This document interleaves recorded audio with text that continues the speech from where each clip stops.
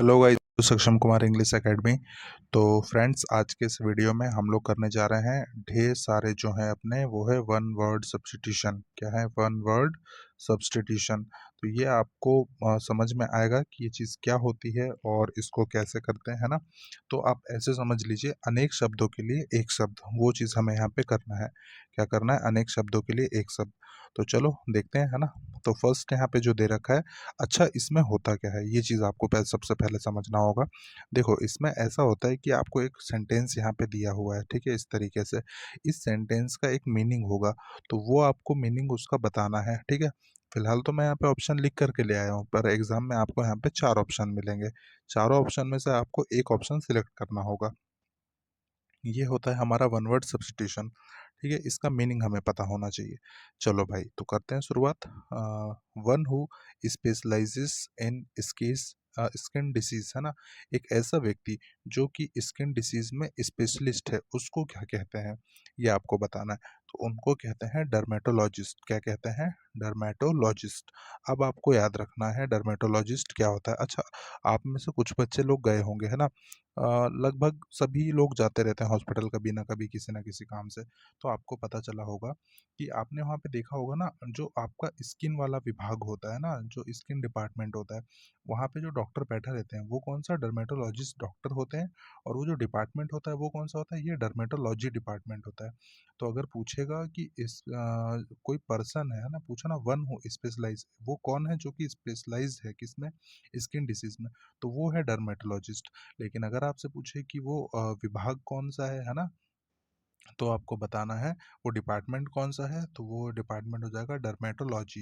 ये भी याद रखना है डर्मेटोलॉजी का। अब अगली बार जब भी जाना ना आप लोग हॉस्पिटल वगैरह, तो बहुत ध्यान से देख करना, वहाँ पे आपको दिखेगा डर्मेटोलॉजी डिपार्टमेंट होते हैं, अलग अलग डिपार्टमेंट्स होते हैं, है ना। नेफ्रोलॉजी हो गया, यूरोलॉजी हो गया, और आपका न्यूरो सर्जन वाले हो गए। तो यूरोलॉजी, न्यूरोलॉजी, सब अलग अलग डिपार्टमेंट होते हैं, ठीक है। तो चलो देखते हैं नेक्स्ट यहाँ पे क्या दे रखा है। Wild and noisy disorder. अब इसका क्या मीनिंग हुआ? इसका मतलब होता है, देखो मैंने हिंदी भी लिख के लिया है, जो थोड़े से टफेस्ट वर्ड अगर आपको ऐसे लग रहे हैं तो मैं उनकी हिंदी भी लिख लिया मैंने, जिससे आपको बहुत अच्छे से क्लियर हो जाएंगे, ठीक है। ये वन वर्ड सब्स्टिट्यूशन हम लोग इसमें कर रहे हैं। अब देखो, वाइल्ड एंड नॉइजी डिसऑर्डर का मतलब होता है जो बहुत ज़्यादा शोरगुल करते हैं ना, उनको कहते हैं पेंडामोनियम। क्या कहते हैं? पेंडामोनियम। या उपद्रवी बच्चे जो होते हैं ना, उपद्रव करते हैं, तो वो होता है, ये क्या होता है? पेंडामोनियम। याद रखना भाई, ठीक है। नेक्स्ट देखो, यहाँ पे अगला दे रखा है one who knows many languages, है ना। एक ऐसा व्यक्ति, वन हु नोज, है ना, एक ऐसा व्यक्ति जो जानता है, क्या जानता है? मैनी लैंग्वेजेस, ढेर सारी भाषा जानता है, तो उसे हम पॉलीग्लॉट कहते हैं ना, बहुभाषी जानने वाला। क्या कहते हैं? पॉलीग्लॉट, ठीक है भाई। याद रखना, जो भी एक ऐसा व्यक्ति है जो कि बहुत सारी, एक से ज़्यादा लैंग्वेज जानता है, तो उसको कहते हैं पॉलीग्लॉट। और एक से ज़्यादा नहीं, बहुत सारी, मतलब 2 3 4 5 6, कई सारी लैंग्वेज, है ना, वो कहलाता है आपका पॉलीग्लॉट। अब देखो नेक्स्ट क्या दे रखा है। One who makes scientific study of languages, है ना। एक ऐसा व्यक्ति जो कि साइंटिफिक स्टडी करता है लैंग्वेजेस की, उसे क्या कहते हैं? उसे लिंग्विस्ट कहते हैं। दोनों को साथ में लिख करके इसलिए लाया हूँ कि कन्फ्यूज़न ना हो। जो बहुत ज़्यादा भाषाएं जानता है ना, लैंग्वेजेस जानता है, उसको कहते हैं पॉलीग्लॉट। और लेकिन आपकी लैंग्वेज होती हैं उनका साइंटिफिक स्टडी करता है, उसे कहते हैं लिंग्विस्ट, ठीक है। दोनों में बात अलग अलग है, दोनों में अंतर है, ये चीज़ आप लोग बहुत अच्छे से ध्यान रखना, ठीक है भाई। चलो, जो साइंटिफिक स्टडी करते हैं किसकी, जैसे आपने पुराने टाइम पे देखा है ना कि गुफाओं में लेख ऐसे लिखे रहते हैं, तो इसकी जो साइंटिफिक स्टडी, कितने साल पुराना है, कौन सा राइटिंग में लिखा गया है, फॉन्ट क्या था, ये वो, तो ये सारी जो साइंटिफिक स्टडी करने वाला वो कहलाता है लिंग्विस्ट। और जो बहुत ज़्यादा भाषाओं को जानता है उसे कहते हैं पॉलीग्लॉट, ठीक है। चलो नेक्स्ट देखते हैं। उम्मीद है बहुत अच्छे से आपको समझ में आया होगा। Without the name of the author, ठीक है। एक ऐसा लेख जिसका कोई ऑथर ही नहीं है। सपोज आपने एक किताब लिखा, उस किताब को मार्केट में आपने अपने पैसे लगाकर छपवा दिया, मार्केट में चल गई, लेकिन जब लोगों ने पढ़ा कि यार इसका राइटर कौन है, तो राइटर का नाम ही नहीं था, आप अपना नाम लिखना भूल गए, तो ये आपकी जो किताब रहेगी वो कैसी हो जाएगी? एनोनिमस। मतलब गुमनाम, बिना नाम वाली। आपने उसका टाइटल तो दिया, देखो टाइटल और राइटर के नाम में अंतर होता है, ठीक है? टाइटल होता है बुक का नाम क्या है, और लेकिन जो ऑथर है उसके, है ना, जो उसके राइटर हैं वो कौन है, तो without the name of the author वो कहलाता है एनोनिमस, ठीक है, वो होता है गुमनाम। और एक इसी से मिलता जुलता एक होता है यूनानिमस, ये भी लिख लेना। यूनानिमस, यूनानिमस का मतलब क्या होता है, ये होता है एक मत, किसी चीज़ पे एक मत होना, वो होता है यूनानिमस, ठीक है भाई। चलो नेक्स्ट देखते हैं। नेक्स्ट यहाँ पे दे रखा है विलिंग टू बिलीव एनीथिंग और एनीवन, किसी भी चीज़ पे सॉरी, मतलब विलिंग टू बिलीव एनीथिंग और एनीवन, सब चीज़ों पर विश्वास करने वाला, है ना, कोई भी चीज़ हो उस पर विश्वास करना, विलिंग टू बिलीव एनीथिंग और एनीवन, तो वो कहलाता है गुलिबल, चालाक। जो चालाक इंसान रहता है वो क्या करता है, सभी चीज़ों पे आसानी से विश्वास नहीं करता है, मैं उल्टा बोल गया, ठीक है।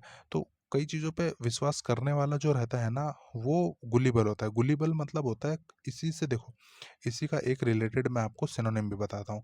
ये गुलिबल हो गया, एक होता है कनिंग, है ना, क्या होता है कनिंग, ठीक है, ये हो गया कनिंग, चालाक। और इसी के लिए एक आता है शायद एक वर्ड और, अच्छा याद नहीं आ रहा है मुझे अभी, तो ये हो जाता है आपका गुलिबल, तो ये आप याद रखेंगे, ठीक है, चालाक व्यक्ति के लिए आया है मतलब, और कुछ नहीं है इसमें, है ना। चलो नेक्स्ट देखते हैं। नेक्स्ट यहाँ पे क्या दे रखा है, एक दिया हुआ है one who is not easily pleased by anything, एक ऐसा व्यक्ति जो कि आसानी से, मतलब किसी चीज़ को नहीं मानने वाला, है ना, या किसी चीज़ को वो आसानी से नहीं मानता है, या आसानी से विश्वास, विश्वास नहीं, किसी चीज़ को आसानी से नहीं मानने वाला, ठीक है। वो कैसा व्यक्ति होता है, वो होता है फस्टिडियस होता है, कैसा होता है, फस्टिडियस। तो फस्टिडियस मतलब हो जाता है जिद्दी व्यक्ति, है ना, बिल्कुल जिद्दी। देखो जिद्दी लिख दिया मैंने इंग्लिश में, हिंदी लिख दी। अब इसी का एक वर्ड याद आ रहा है मुझे, एक होता है स्टबर्न, लिख लेना भाई, एक होता है स्टबर्न। स्टबर्न यानी भी होता है जिद्दी, ठीक है, बहुत ज़्यादा जिद्दी व्यक्ति होते हैं वो कैसे होते हैं, स्टबर्न होते हैं, ठीक है। चलो नेक्स्ट देखते हैं। नेक्स्ट नेक्स्ट नेक्स्ट ये देखो, ऑल ऑफ वन माइंड, ये आ गया यूनानिमस। यूनानिमस होता है एक मत किसी चीज़ पे, जैसे सपोज आपकी एक टीम है, इस टीम में 10-12 मेंबर्स हैं, इन्होंने मिलकर के एक निर्णय लिया, और इस निर्णय को सभी लोगों ने एग्री कर दिया, तो ये आप कैसे हो गए, यूनानिमस हो गए, कैसे हो गए, यूनानिमस, ठीक है भैया। चलो आप कर दौड़ेगा भैया। चलो, मर्डर ऑफ ह्यूमन बींग्स, ये होता है homicide. Murder of human beings, ये देखो ये मर्डर की भी हिंदी आ गई है, कोई बात नहीं, मर्डर ऑफ ह्यूमन बींग्स ये हो जाता है होमिसाइड। अब होमिसाइड मतलब हत्या, लेकिन किसकी हत्या, ह्यूमन बींग्स की, है ना, तो उनके केस में आ जाता है होमिसाइड। तो याद रखना, ह्यूमन से होमिसाइड, जब ह्यूमंस की हत्या हो जाती है तो ये हो जाता है आपका होमिसाइड, ठीक है भैया। चलो नेक्स्ट देखते हैं। कई बार अच्छा, वीडियो अगर आपको अच्छा लग रहा होगा, समझ में आ रहा होगा, तो भैया क्या करना है आप लोगों को पता है, ठीक है। लाइक करने वाले लाइक कर देना, शेयर करना हो तो शेयर कर देना, और कुछ ना करना हो तो भाई साहब खुद पढ़ लेना, बस इतना करना, ठीक है, ज़्यादा कुछ करने की ज़रूरत नहीं है। That which can not be correct, ठीक है, तो ये होता है इनकॉरिजिबल। अब इनकॉरिजिबल क्या होता है, जिसे आसानी से सुधारा ना जा सके, या जिसे करेक्ट ना किया जा सके, है ना, that which can not be correct, जिसे सुधारा ना जा सके, ये कहलाता है इनकॉरिजिबल। याद रखना, मोस्ट इंपॉर्टेंट वर्ड है इनकॉरिजिबल, बहुत बार आता है, ठीक है, जिसे आसानी से सुधारा ना जा सके ये कहलाता है इनकॉरिजिबल। नेक्स्ट देखते हैं, a thing likely to be easily broken, एक ऐसी चीज़ जिसको आप बड़ी आसानी से तोड़ सकते हैं ना, ब्रेक कर सकते हैं, ये कहलाता है ब्रिटल। ब्रिटल, ब्रिटल कोई वस्तु नहीं है, ये टूटने के केस में आया है ना, एक ऐसी चीज़ बताओ जिसे आप आसानी से तोड़ सकते हैं, एक शब्द में अगर आप बोले, वन वर्ड का मतलब ही है, वन वर्ड के अंदर आपको ये पूरा सेंटेंस बोल देना है, तो आप क्या बोलोगे, ब्रिटल बोलोगे, ठीक है, जिसे आसानी से तोड़ा जा सके, ब्रिटल। ओके भाई, चलो नेक्स्ट देखते हैं, ठीक है। नेक्स्ट क्या है, अ person who can use both hands easily, एक ऐसा व्यक्ति जो कि अपने दोनों हाथों को आसानी से यूज कर रहा है। तो अब कोई बोलेगा यार हाथों को यूज कर रहा है तो ये कुछ समझ में नहीं आया, नहीं भाई, उसका मीनिंग है एम्बीडेक्स्ट्रस। एम्बीडेक्स्ट्रस का मतलब होता है स्किलफुल, क्या हो जाता है, स्किलफुल, है ना, ये होता है एम्बीडेक्स्टर। तो ये याद रखना है, एम्बीडेक्स्ट्रस स्किलफुल हो जाता है, ठीक है भाई। चलो नेक्स्ट देखते हैं, हर बार चलो, कहाँ चलो, पढ़ाई पे चलो। One who has no money, तो ये होता है पॉपर। पॉपर मतलब होता है भाई दरिद्र, ठीक है, गरीब, जिसके पास पैसा ही नहीं है, वो बेचारा पॉपर कहलाता है। ठीक है, एक होता है पुअर, जो होता है ना, वो होता है डेस्टिट्यूट। क्या होता है? डेस्टिट्यूट होता है, ये आपको याद रखना है, डेस्टिट्यूट। ये होता है पुअर, पुअर पर्सन, है ना, गरीब ये। और दरिद्र जिसके पास, बेचारे के पास पैसे ही नहीं है, तो one who has no money वो कहलाता है आपका पॉपर। याद रखना, पॉपर से, ठीक है, ये हो जाएगा आपका गरीब के लिए। एक दे रखा है to have a very high opinion of oneself. एक ऐसा व्यक्ति जो कि उसके बहुत हाई ओपिनियन रहता है ना, उसके अपने अकॉर्डिंग, ये कहलाता है कंसाइटेड।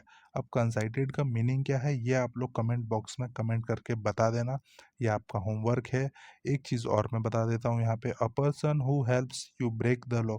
एक ऐसा व्यक्ति जो कि आपकी लॉ ब्रेक करने में मदद करता है, who helps you break the law, ये कहलाता है अकम्प्लिस। क्या कहलाता है? अकम्प्लाइज। तो ये भी आपको याद रखना है।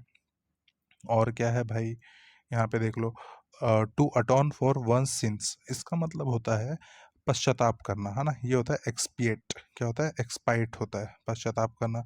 एक होता है आपका पछतावा जो होता है, उसके लिए आता है रिपेंट। क्या आता है पछतावे के लिए? रिपेंट। एक आता है रिमॉर्स, ठीक है, रिमॉर्स, ये भी आता है पश्चाताप के लिए, पछतावे के लिए। ये दोनों आप लोग याद रखना, ठीक है भाई। तो इस वीडियो में यहीं तक रहने देते हैं, मिलेंगे नेक्स्ट वीडियो में। तब तक के लिए खूब पढ़ना है, रिवीजन करना है, लाइक शेयर सब्सक्राइब अपने अपने हिसाब से कर देना है। चलो, जय हिंद।